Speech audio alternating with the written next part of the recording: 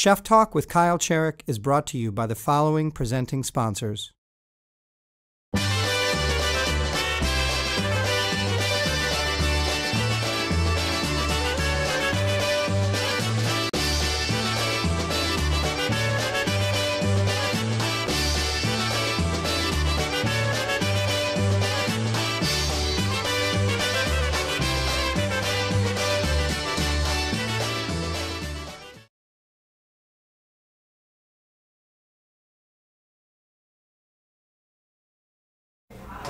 For this Chef Talk with Kyle Cherek, I sit down with Zach Baker, the executive chef of Pizza Man. It's red sauce cooking and more conversation. Chef Talk with Kyle Cherek and Zach Baker, here at Pizza Man. So you're the most overqualified red sauce chef there is.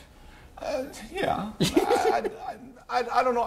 It's just a different kind of food. You know, I mean, Italian food comes from Italy, but the food that we cook in America has Italian roots from the immigrants that came here from the South, you know, because they were poor, there wasn't any work in the South. Right. So they come to America, they get to America, they find that they can't really find all the ingredients they were used to having around, so this facsimile of what was their food there, using what they could find here initially, kind of came to be. It's its own cuisine. Yeah. You know, like I see, yes, you know, Italian-American cuisine comes from Italian food, but, you know, there's sort of two cuisines that coexist next to each other, but they're still pretty different, I think, in a lot of ways. You know, if I cooked everything here with the hardcore ethic that we would approach things at Ristorante, I think, you know, I'd probably alienate some people, you know. So you're a really accomplished Italian chef, but you are not in a chef-driven restaurant. But we've been talking about this. Chef-driven restaurants are coming up. Right? Yeah. They're ascendant in Milwaukee. Exactly. Yeah. Well, especially like restaurants with the chef owner kind of thing. I mean, I think that's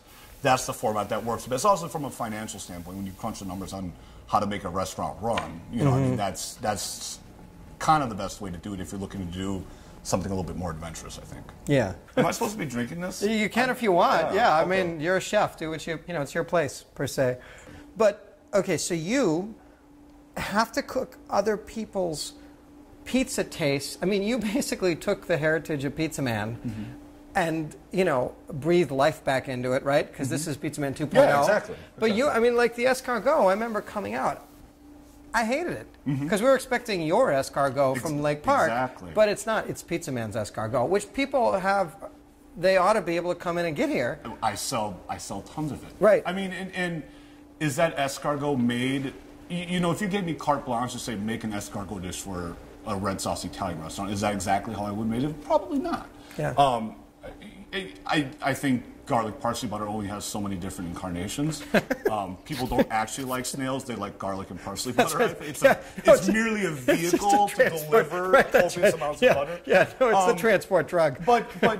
And at first that was the biggest struggle for me, was how do I reconcile your skills, what is a classic Milwaukee institution restaurant, and the things that people remember. And there were a couple things that you could tell people remembered more than others. They remembered the escargot, they remembered the pizza, you know, they remembered that boar ravioli. It's like, how do I reconcile, you know, what made Pizza Man popular and kind of made this second incarnation even feasible, you know, because if the restaurant wasn't a wild success, it wouldn't have come back to begin with. Right.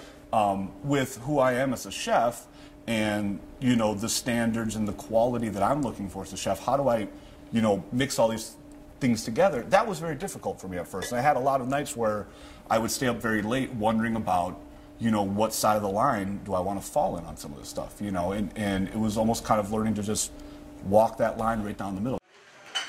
Party fillets, one is rare. Some filet, one rare. One chicken, party style. 7 party salmon. 2 mushroom risotto entree.